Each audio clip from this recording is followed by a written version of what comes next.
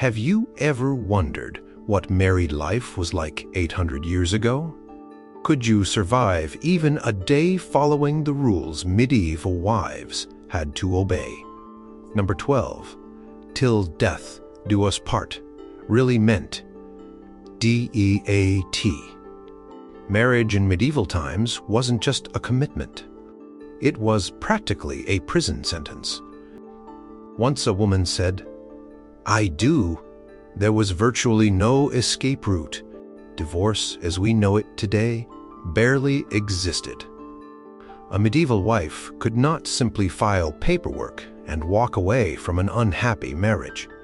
Even in situations of extreme abuse or abandonment, breaking a marriage bond required extraordinary circumstances and usually involved complicated religious proceedings that few common women could access. For the average medieval wife, marriage was a lifelong contract, regardless of how miserable it made her. The Church considered marriage a holy sacrament that could only be dissolved in rare situations. Even when separations were permitted by religious authorities, they typically didn't allow for remarriage. Women granted a divorce, more accurately called an annulment, often found themselves in financial ruin since property rights almost exclusively favored husbands. One particularly shocking aspect of medieval marriage was that a husband's impotence could be grounds for annulment, but his violence toward his wife generally was not. Church courts that governed marriage matters were more concerned with a union's ability to produce children than with a woman's physical safety or happiness. Tales from medieval court records show women appearing with visible bruises and injuries, only to be sent home with instructions to be more obedient wives. There are documented cases of desperate women who poisoned abusive husbands or ran away to live in disguise rather than endure their marriages. Such women risked not only legal punishment if caught, but eternal damnation, according to the religious teachings of the time. The concept of "until death do us part" wasn't just poetic language. It was a literal description of the only way most medieval women could exit their marriages. Number 11. Brewing beer was women's work. Believe it or not, brewing beer in medieval times was primarily women's work. Today's male-dominated craft beer industry would be unrecognizable to medieval folks, who considered brewing to be a domestic task firmly in the female domain. The word brewster was specifically used for female brewers, who were extremely common throughout medieval Europe. Medieval wives were responsible for turning grain into ale, which was a dietary staple much safer to drink than water in many places. These women didn't just make small batches for family consumption. Many operated commercial brewing businesses from their homes, selling excess ale to neighbors and travelers. A good brewster could significantly contribute to her family's income through her brewing skills. The brewing process was labor-intensive and required specific knowledge passed down through generations of women. Medieval wives had to understand fermentation processes, proper storage techniques, and how to flavor their brews with various herbs. Since hops weren't always the dominant flavoring, they worked with large, heavy equipment and managed the entire production process, from malting the grain to serving the finished product. Archaeological digs at medieval home sites frequently uncover brewing equipment associated with women's work areas. Historical records show brewing licenses and fines for substandard ale being issued predominantly to women until around the 14th century. Only later, when brewing became more commercialized and profitable, did men begin pushing women out of the trade by forming exclusive guilds and introducing regulations that made home brewing more difficult. The image of the alewife or female brewer was so common that it became a cultural archetype, sometimes depicted wearing a special hat or carrying a special ale stake that indicated fresh brew was available for purchase. Some historians believe the iconic image of a witch with her cauldron and broomstick may have evolved partially from the tools of female brewers who used cauldrons for brewing and hung brooms outside their doors as a sign that ale was for sale. Number 10. Wives were expected to be their family's doctor. Medieval wives weren't just homemakers. They were the primary healthcare providers for their entire household. Long before modern medicine, these women were expected to diagnose illnesses, prepare remedies, and handle everything from childbirth to death. Unlike today, where medical knowledge is considered specialized and professional, medieval society placed the burden of healing squarely on women's shoulders. Every competent medieval wife maintained a garden of medicinal herbs and knew their properties intimately. She could prepare poultices for wounds, teas for fevers, and salves for skin conditions. Many kept handwritten recipe books of remedies passed down from mother to daughter, containing cures for everything from toothaches to epilepsy. These family health manuals were precious heirlooms that increased a woman's value as a wife. When children fell ill, there was no pediatrician to call. The mother was expected to recognize symptoms and treat them appropriately. Medieval wives learned to set broken bones, clean and stitch wounds, and assist with difficult childbirths.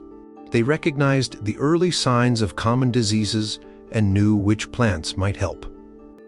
Their medical knowledge often blended empirical observation with religious practices and superstition, creating a unique form of healthcare that combined prayer, herbal medicine, and practical nursing skills. For more serious conditions, a medieval wife might call upon another woman with specialized knowledge, a local midwife or healer. These women often faced suspicion and accusations of witchcraft, especially if patients died under their care. The line between accepted female medical practice and forbidden magic was dangerously thin. Records show countless cases of healing women prosecuted when treatments failed, while male physicians, rare and expensive, faced few such consequences. Archaeological evidence from medieval households reveals specialized tools for medical care stored in women's working areas, including specialized knives for preparing herbs, special pottery for mixing medicines, and evidence of medicinal plants cultivated near homes. The tremendous responsibility of being the family's only medical resource created immense pressure on medieval wives, who carried the emotional burden when treatments failed to save loved ones. Number 9. Beauty standards required painful plucking and bleaching. Today's beauty routines might involve some discomfort, but medieval beauty practices took pain to another level entirely. The ideal medieval feminine look required extensive and often excruciating grooming that modern women would find shocking. Chief among these painful beauty norms was the expectation for a high, rounded forehead and perfectly arched eyebrows achieved through extensive plucking. Medieval beauty standards dictated that a woman's forehead should be high and smooth, a sign of nobility and intelligence. To achieve this look, wives regularly plucked not only their eyebrows, but also the front portion of their hairline. Using small metal tweezers or threads, they would painfully remove hair follicle by follicle to create an artificially high forehead. Portraits from the period show noble women with foreheads that seem unnaturally tall to modern eyes, because they were deliberately altered through regular painful plucking. For the perfect pale complexion, another essential beauty standard, medieval women applied various dangerous substances to their skin. Lead-based face powders and creams were popular among those who could afford them, slowly poisoning users who sought the prized pale look. Various harsh bleaching agents made from mercury compounds, vinegar, or lye were applied to the skin to remove freckles and achieve uniform whiteness. These caustic substances caused burning, peeling, and permanent damage. Hair care was equally punishing. To achieve the preferred blonde tones, women sat for hours, with their hair soaked in mixtures containing everything from horse urine to lye solutions, enduring scalp burns and hair damage. Special concoctions containing arsenic and sulfur were used to remove unwanted body hair, often leaving chemical burns in their wake. The beauty-conscious medieval wife might spend hours each week engaged in these uncomfortable practices. Perhaps most bizarre to modern sensibilities, was the deliberate removal of eyelashes, which were considered unattractive in many medieval beauty traditions. Women carefully plucked out these protective hairs, leaving eyes vulnerable to irritation and infection, all in the name of beauty. The ideal feminine face was smooth, pale, high-foreheaded, with minimal hair except for carefully shaped brows, a lip that required constant painful maintenance. Number 8. Wives could legally be corrected with violence. One of the most disturbing aspects of medieval marriage was the widely accepted practice of wife-beating, euphemistically called correct. Medieval law and custom gave husbands the explicit right to physically discipline their wives, with few limitations. This wasn't a shameful secret, but a socially sanctioned aspect of marriage that reflected the period's understanding of proper household order. Legal text throughout medieval Europe specifically outlined a husband's right to beat his wife for transgressions ranging from disobedience to excessive talking. The infamous rule of thumb allegedly originated from English common law, allowing a husband to beat his wife with a stick no thicker than his thumb, though historians debate the specific origin. What's undeniable is that courts routinely dismissed cases of domestic violence unless the abuse was deemed excessive by contemporary standards, which permitted shocking levels of injury.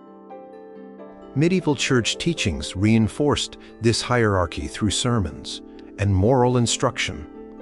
Religious texts frequently compared wives to children who required physical discipline for their moral improvement. Many priests advised moderation in wife-beating, not because it was wrong, but because excessive violence might prevent a wife from performing her duties. Some religious authorities even suggested that a husband who failed to correct his wife's misbehavior was failing in his Christian duty.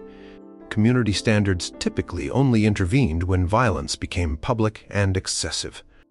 Neighbors might step in if a husband's beatings were unusually severe or if they endangered the woman's life. Court records contain cases where communities collectively punished men who went beyond accepted levels of violence, not for hitting their wives, but for doing so with extreme cruelty or without justified cause. The distinction reflects how normalized moderate wife-beating was during this period. Women had few protections against abusive husbands. Those who fled violent marriages were typically returned by authorities. Sheltering a woman from her husband's correction was itself punishable. The deeply entrenched belief that wives were property rather than equal partners created a legal and social environment where physical domination was considered not only acceptable but necessary for proper household management. Number 7. Sleep patterns were completely different. If you think your sleep schedule is rough, medieval wives followed patterns that would seem utterly bizarre today. Unlike our modern 8-hour sleep cycle, medieval people practiced what historians call segmented sleep, and women's sleep was particularly fragmented by constant responsibilities throughout the night. Medieval wives typically went to bed shortly after sunset, as candles and oil were expensive luxuries. However, they didn't sleep straight through until morning. The normal pattern involved a first sleep of several hours, followed by a period of wakefulness in the middle of the night, and then a second sleep until dawn. During that middle-of-the-night waking period, medieval wives often performed quiet household tasks by firelight, prayed, chatted with family members, or tended to children. For nursing mothers, sleep was even more severely fragmented. Without modern bottles or formula, mothers were responsible for all feedings throughout the night. Historical accounts describe women sleeping in a semi-upright position to facilitate nighttime nursing. Many kept infants in special cradles that could be rocked from the bed when the baby cried, allowing mothers to soothe children without fully waking. Perhaps the most unusual aspect of medieval sleep practices was the complete lack of privacy. The concept of private bedrooms was virtually non-existent for all but the wealthiest nobility. Most medieval households featured shared sleeping spaces where family members, servants, and even travelers might sleep together in the same room. Beds themselves were valuable furniture that multiple people shared. A medieval wife might find herself sleeping alongside not just her husband, but also children, relatives, and household servants, all in one space. Fire maintenance was another sleep-disrupting duty for medieval wives. In cold climates, letting the household fire die completely could mean dangerously cold conditions by morning. Women often had the responsibility of waking at least once during the night to bank the coals and ensure the fire remained viable until morning. This task was so important that many households had specific prayers women would recite while performing this middle-of-the-night fire ritual. Number 6. A wife's property belonged to her husband. The moment a medieval woman said, "I do," she essentially surrendered ownership of everything she owned. Marriage transferred all a woman's property and possessions directly to her husband through a legal principle called coverture. This meant that a wife legally couldn't own anything independently. Even items she brought into the marriage or inherited during it automatically belonged to her husband. This property transfer wasn't just a legal technicality. It had profound practical implications. A medieval wife couldn't sell land she had inherited from her own family without her husband's permission. She couldn't operate a business independently, keep her own earnings, or make contracts. Even personal items like jewelry or clothing legally belonged to her husband, who could sell them without consulting her. Surviving inventories sometimes show women's cherished possessions listed among household goods a husband could freely dispose of.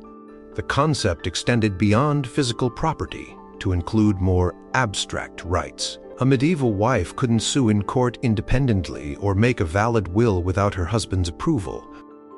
Her labor and its products belonged to him as well.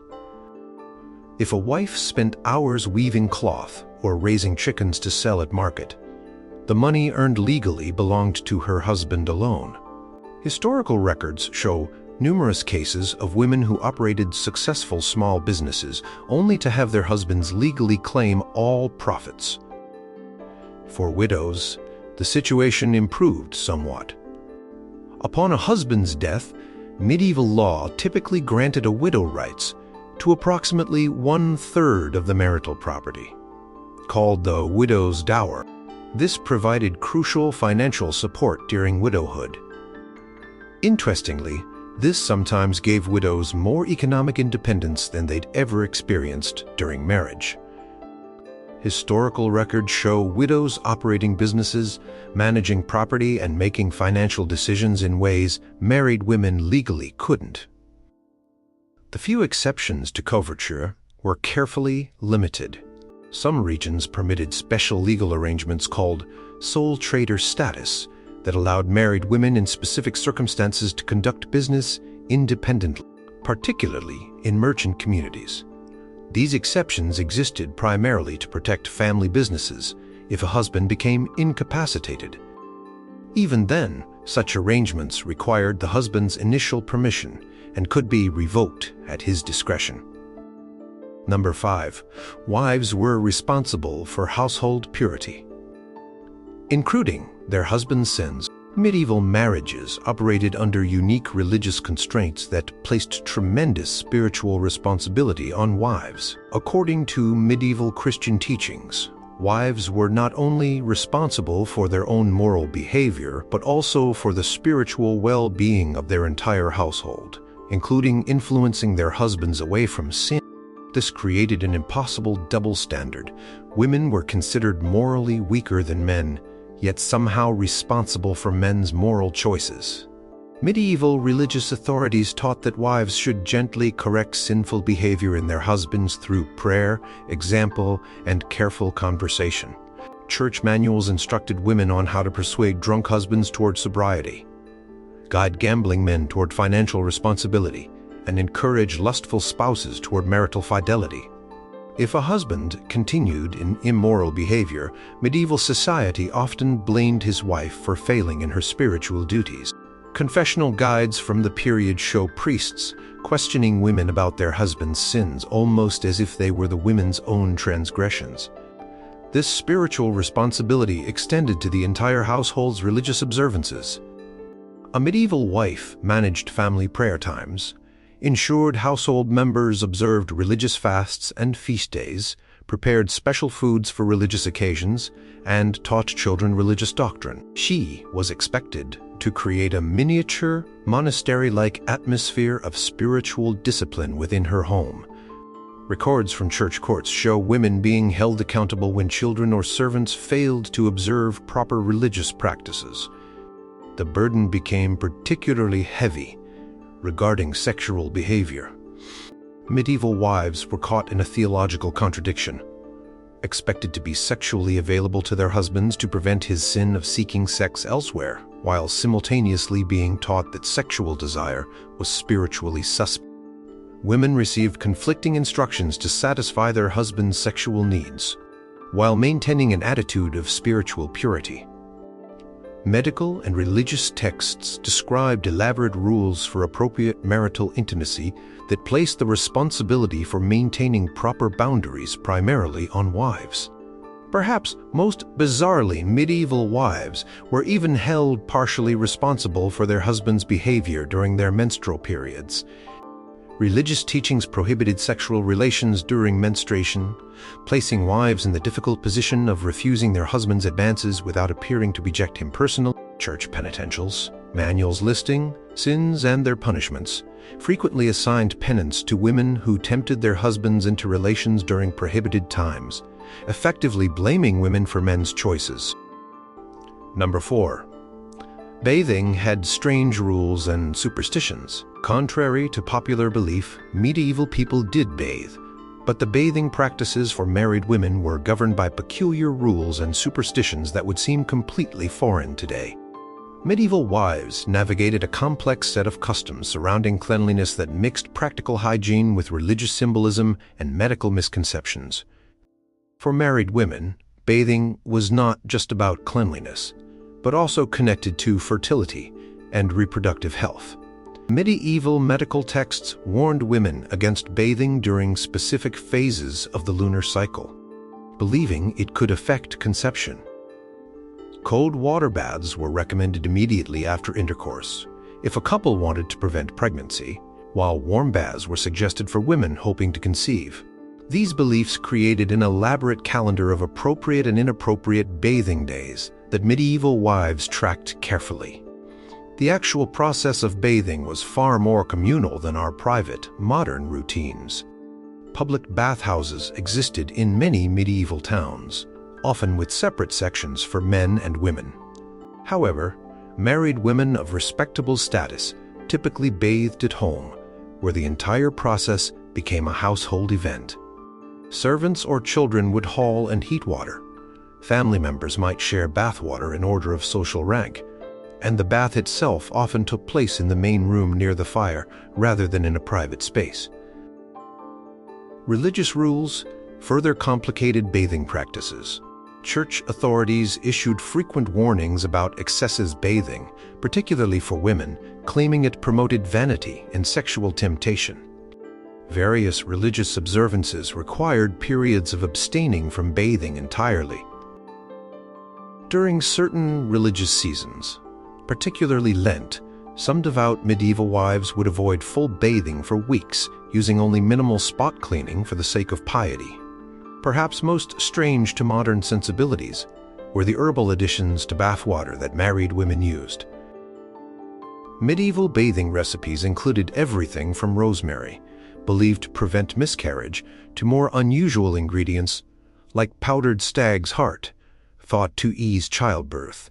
Superstitious practices included bathing in water that had been poured over church doorsteps or exposed to moonlight to increase fertility. Rather than seeing these as mere superstitions, medieval wives incorporated them into their regular healthcare routines as serious medical practices. Number 3. Wives were legally deputized to represent their husbands. While medieval wives had few legal rights of their own, they were sometimes granted unexpected authority when it came to representing their husbands. This created a peculiar situation where a woman who couldn't legally act on her own behalf could suddenly wield significant power as her husband's proxy. This deputization system reflected the practical realities of medieval life, where men might be absent for extended periods. In merchant households, wives frequently managed business affairs during their husbands' trading journeys. Historical records show women accepting shipments, negotiating contracts, and even appearing in court representing the family business, all activities they couldn't legally perform for themselves. Some merchant guilds formally recognized the role of the femme sole, or wife empowered to act as her husband's business deputy, creating a class of women who operated with unusual economic authority despite their married status. This deputy status extended to agricultural settings as well. When husbands were away performing military service or working seasonal jobs, wives were expected to manage farms, collect rents, hire workers, and make agricultural decisions. Manor court records contain numerous examples of women appearing to pay fees or settle disputes in the place of their absent husbands. These women temporarily held authority over male servants and workers who would normally outrank them in the social hierarchy. In some regions, this deputization even extended to civic responsibilities. Town records occasionally show wives temporarily filling their husbands' roles in local government, attending council meetings, or fulfilling watch duties. This pragmatic approach reflected medieval society's need to maintain continuity even during male absence. The same woman who couldn't vote or hold office in her own right might temporarily wield significant municipal authority when standing in her husband's place. The deputization system created interesting legal contradictions. A wife acting as her husband's deputy could sign contracts that would be invalid if she signed them for herself. She could hire and fire workers she couldn't legally employ in her own name. She could even represent the household in legal proceedings, where she would otherwise have no standing. This flexible approach to representation reveals the practical adaptations that developed within the rigid gender hierarchy of medieval marriage. Number 2. The perfect wife recipe included silence and invisibility. Medieval advice literature created an almost impossible ideal for wives that valued their absence more than their presence. The perfect wife, according to countless sermons, poems, and instruction manuals, was essentially invisible, seen rarely, heard even less, and noticed primarily through the perfect maintenance of her household, rather than through any personal expression or presence. Silence was perhaps the most emphasized virtue for married women. Texts from the period are filled with warnings against women's speech, describing the ideal wife as one who speaks rarely and softly. The 13th century poem, How the Good Wife Taught Her Daughter, instructed women to answer meekly and not too boldly, and to be of semblance sad and grave. Religious authorities cited biblical passages about women remaining silent, while medical texts claimed excessive female talking depleted valuable bodily resources needed for reproduction. This ideal of silence extended beyond just limiting conversation. The perfect medieval wife was expected to conceal her opinions, disguise any disagreement with her husband, and suppress expressions of her own desires. Court records occasionally reveal glimpses of women who failed this standard. Those who publicly contradicted their husbands or expressed independent viewpoints often faced community censure and sometimes legal congs. Physical invisibility complemented verbal silence. The ideal wife managed her household without drawing attention to herself. She was advised to avoid public gatherings, speak to male neighbors only when absolutely necessary, and even to walk with downcast eyes when moving through town. Her clothing should be modest and unnoticeable, her movements minimal, her presence felt primarily through the cleanliness of her home and the good behavior of her children, rather than through her own personality or voice. Perhaps most strangely, many medieval texts suggested a good wife should make herself scarce even within her own home. When her husband entertained guests, visitors should experience the effects of her household management, clean spaces, prepared food, well-behaved servants, without encountering the woman herself. Her presence was to be detected primarily through its absence, like a ghost who maintained perfect domestic order while remaining unseen and unheard. Number 1, wives were responsible for the souls of the dead. Perhaps the strangest responsibility placed on medieval wives was their crucial role in caring for the souls of deceased family members. Long before professional funeral homes, women managed not just the physical aspects of death, but also the spiritual transition of souls from this world to the next. This sacred duty connected the household to the afterlife in ways modern people would find both beautiful and bizarre.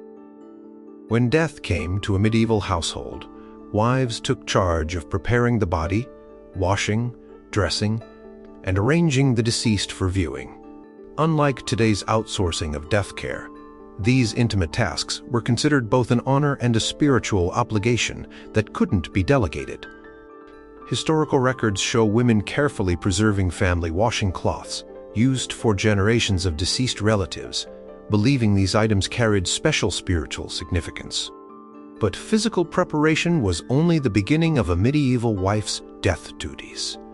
More importantly, she orchestrated prayers and remembrances for the deceased's soul. Medieval Catholic belief held that souls spent time in purgatory before entering heaven, and the prayers of the living could shorten this suffering. Wives maintained prayer schedules, arranged for masses to be said, and coordinated anniversary remembrances years after a death. Some households kept special soul books, where wives recorded death dates and planned appropriate commemorations. Food played a central role in these remembrance duties. Medieval wives prepared special soul cakes and other memorial foods to distribute to the poor or to visitors who would pray for the deceased in exchange. The preparation of these ritual foods followed specific traditions unique to each region. Archaeological evidence shows specialized baking tools used exclusively for memorial foods, stored carefully in women's work areas, underscoring the sacred nature of this cooking duty. The most unusual aspect of this soul care was the belief that deceased family members remained spiritually connected to the household. Medieval wives maintained relationships with dead relatives through prayers, dreams, and ritual meals where places were symbolically set for the departed. In some regions, wives reported household problems to deceased patriarchs at their graves, maintaining family hierarchies beyond death. They interpreted unusual events in the home as communications from the deceased, and responded with appropriate prayers or offerings. Have you ever wondered if modern marriage, with all its challenges, might actually be easier than in medieval times? Would you have survived as a medieval wife with all these strange expectations weighing on your shoulders?